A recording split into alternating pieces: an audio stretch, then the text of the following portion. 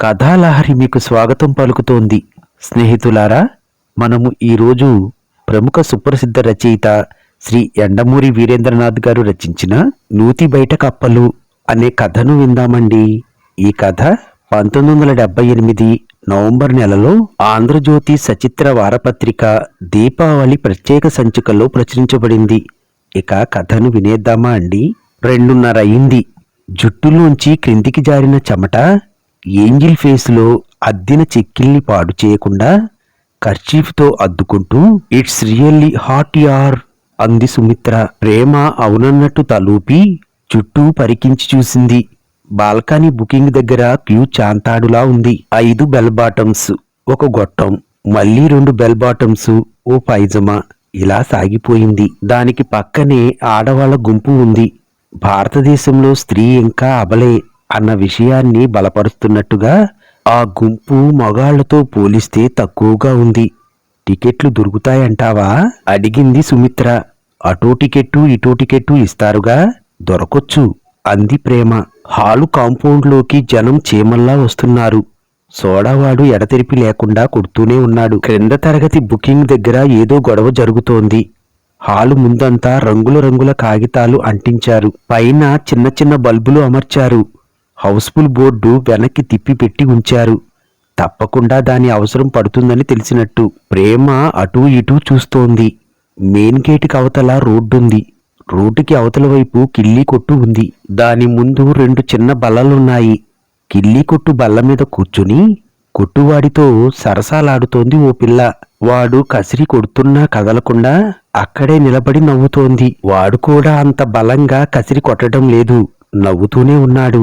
అది అరటిపళ్ళ గెల మీద చెయ్యి వేసినప్పుడల్లా లాగి పారేస్తున్నాడు. వాళ్ళనేమంటారో తెలుసా? ఏమంటారా అన్నట్టు చూసింది సుమిత్ర.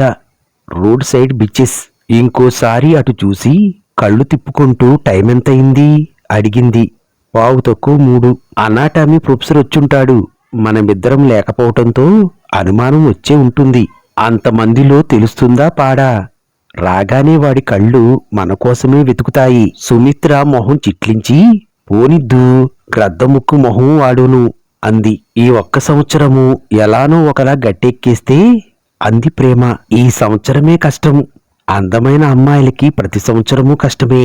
ఏం అంత తొందరగా వదిలిపెట్టడానికి ప్రొఫెసర్లు ఒప్పుకోవద్దు నవ్వింది. అటు చూడు అంది ప్రేమ అకస్మాత్తుగా. సుమిత్ర చప్పున అటు చూసింది. కిల్లీ కొట్టు దగ్గరికి ఓ రిక్షావాడు చేరాడు. ఆ పిల్ల వాడితో ఏదో మాట్లాడుతోంది. అరటిగెల చూపిస్తోంది. కిల్లీ కొట్టువాడు నవ్వుతున్నాడు. రిక్షావాడు ఏదో అంటున్నాడు. కొట్టువాడు వంగే లోపులోనే అది గెల నుంచి ఓ 6-7 పళ్ళు తీసుకుని పక్క పాకలోకి పరిగెత్తింది. రిక్షావాడు జేబులోంచి డబ్బు తీసి కొట్టువాడికిచ్చి పాక వైపు నడిచాడు. ఇప్పుడు అర్థమైందా వాళ్ళని రోడ్ సైడ్ బిచ్చులని ఎందుకన్నారో అంది ప్రేమ. ఏదో వింత చూస్తున్నట్టు నిలబడిపోయింది సుమిత్ర. బెగబట్టిన ఊపిరి వదులుతూ మై గాడ్ అంది నమ్మలేనట్టు. ఏం ఇటువంటి విషయాలు కథల్లో ఎప్పుడూ చదవలేదా అంది ప్రేమ. మరీ ఇంత పబ్లిక్ గానా? స్నేహితురాలికి విషయము, సబ్జెక్టు అసలు తెలియదని తెలియగానే ప్రేమకి దాన్ని మాట్లాడాలనే ఇంట్రెస్ట్ పెరిగింది. ఇంకా చీపుగా ఉంటాట. అరగ్లాసు టీ కోసం అని ఏదో చెప్పబోతూ ఉంటే, please don't talk about those rotten things I say అంది వారిస్తున్నట్టు. ఇంతలో ఒక 2 ఏళ్ల కుర్రవాడు, ఒంటి మీద బట్టలు లేనివాడు, అస్థిపంజరంలా ఉన్నవాడు తల్లి లోపలికి వెళ్లడం చూసి గుడిసె దగ్గరికి పరిగెత్తుకుంటూ వెళ్లి మూసి ఉన్న తలుపుల్ని బాదసాగాడు. వాడి ఒళ్ళు తారులా నల్లగా ఉంది. వాడి పొట్ట తినడమే ధ్యేయంగా పెట్టుకున్న షేడ్జీ పొట్టలాగా బాగా ఉబ్బి ఉంది. ఆకలితో రోగనిరోధం తగ్గిపోయి కాలేయం పెరగటం వల్ల వాణ్ణి చూసి కిల్లీ కొట్టువాడు నవ్వుతూ ఏవో అరుస్తున్నాడు. వాడు వినకుండా తలుపులు బాదుతూనే ఉన్నాడు. వాడు దాని కొడుకు. చూశావా సెంటిమెంట్ ఎలా ప్లే చేస్తుందో అంది సుమిత్ర. ఆకలే ముఖ్యం కాదు మనిషికి. తాము అటు చూడటం ఎవరూ చూడటం లేదని నిశ్చయించుకుని అటు చూస్తోంది ప్రేమ. ఇంతలో తలుపు కొద్దిగా తెరుచుకుని ఓ చెయ్యి బయటకొచ్చింది. 2 అరటి పళ్ళని వాడికి అందించి ఎంత స్పీడుగా వచ్చిందో అంత స్పీడుగా వెళ్ళిపోయింది. తలుపులు మూసుకున్నాయి. నోట మాట రానట్టు నిలబడిపోయారిద్దరూ. కిల్లీ కొట్టు చక్కకి ఆనుకుని నేల మీద కూర్చుని తింటున్నాడు వాడు. ప్రేమే ముందు తేరుకుంది. చూశావా, ఆకలి మనిషిని ఎంతకైనా దిగజారుస్తుంది అంది సారి. నేనొప్పుకోను అంది సుమిత్ర అటువైపు నుంచి కళ్ళు తిప్పుకుంటూ. ఎవరి గొడవలో వాళ్ళున్నారు. అంతా రణగొన ధ్వనిలా ఉంది. అందరి మొహాల్లోనూ విసుగు కనిపిస్తోంది. బ్రూస్లీ మాటిమాటికి వీళ్ళనే చూస్తున్నాడు. సోడాలవాడు కొడుతూనే ఉన్నాడు. పల్లీలవాడు గొంతు చించుకుని అరుస్తున్నాడు. అడుక్కు తినేవాళ్ళని అడుక్కు తినేవాడిలా ఉన్న దౌర్భాగ్యుడు ఒక్కొక్కళ్ళ దగ్గర నిలబడి ముట్టుకుని మరీ డబ్బులు అడుక్కుంటున్నాడు. ఆ అరటిపళ్ల కోసం ఆడది శీలాన్ని అర్పితం చేసుకుంటోందంటే ఇట్స్ ఆపుల్. ప్రేమకి ఈ దృశ్యాన్ని ఇలా మొదటిసారి చూడటం వల్ల కొత్తగానే ఉంది. కానీ స్నేహితురాలు అలా మాట్లాడింది కాబట్టి సంభాషణ పొడిగించడానికి నే చెప్పానుగా ఆకలిని అంది. ఆ విషయం మీద సర్వం తెలిసినట్టు. ఎంత ఆకలైతే మాత్రం ఇంత పబ్లిక్గా మిట్ట మధ్యాహ్నం పూట అంది సుమిత్ర. కనీసం రాత్రి వరకు ఆగొచ్చుగా. ఎండలో ఆ రిక్షావాడు చెమట అది. ఉఫ్, హారిబుల్. ఊహించుకుంటేనే కడుపులో తిప్పుతోంది. ఇలాంటి వాళ్ల మూలానే ఆడదంటే చీప్ అనే అభిప్రాయం మగవాళ్ళకి కలుగుతోంది. పోన్లెద్దు, వెదవ టాపిక్ అంది సుమిత్ర. జనమింకా ప్రవాహంలా వస్తూనే ఉన్నారు. సైకిళ్లు పక్కగా పెట్టి క్యూలో చేరిపోతున్నారు. టికెట్టు దొరుకుతుందంటావా? అనుమానమే అంది ప్రేమ చుట్టూ చూస్తూ. ఆడవాళ్లందరూ దూరంగా ఓ గుంపుగా నిలబడ్డారు. బుకింగ్ వాడు టికెట్లు చకచకా ఇస్తున్నాడు.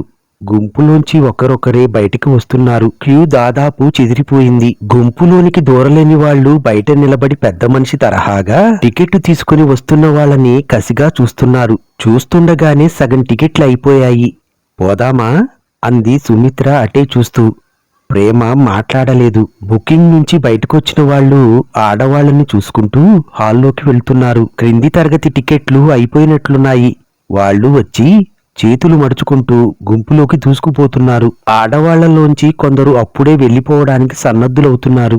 అరగంట క్రిమినల్ వేస్ట్ అంది సుమిత్ర. అది ఎండలో. వేస్టేనంటావా? స్నేహితురాలి వైపు చూడకుండానే అంది ప్రేమ. ఇంకా నీకు హోప్సున్నాయా? అతడి చేతిలో టికెట్టు, పెదవుల మీద విజయగర్వంతో కూడిన నవ్వు ఉన్నాయి. ఒంటి రంగుకి జుట్టు రంగుకి పెద్ద తేడా లేకపోవటంతో చెమట నుదుటి మీద పట్టిందో జుట్టులోంచి కారిందో తెలియటం లేదు. వెనుక జేబులోంచి దువ్వెన తీసి క్రాఫ్ దువ్వుకుని లోపలికి వెళ్లబోతూ అతడు తమ వైపు చూసేసరికి ప్రేమ పెదవులు విడి విడనట్టు నవ్వి ప్లీజ్ అన్నట్టు చూసింది అర్థిస్తున్నట్లు.